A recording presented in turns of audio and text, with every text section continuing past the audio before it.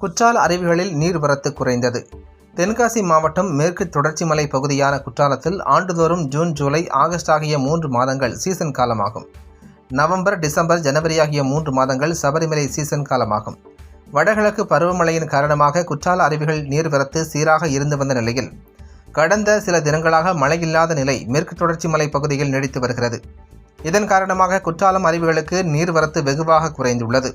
சபரிமலை செல்லும் பக்தர்கள், சபரிமலை சென்றுவிட்டு வரும் ஐயப்ப பக்தர்களும் அருவியில் புனித நீராடிவிட்டு செல்வது வழக்கமாக இருந்து வருகிறது.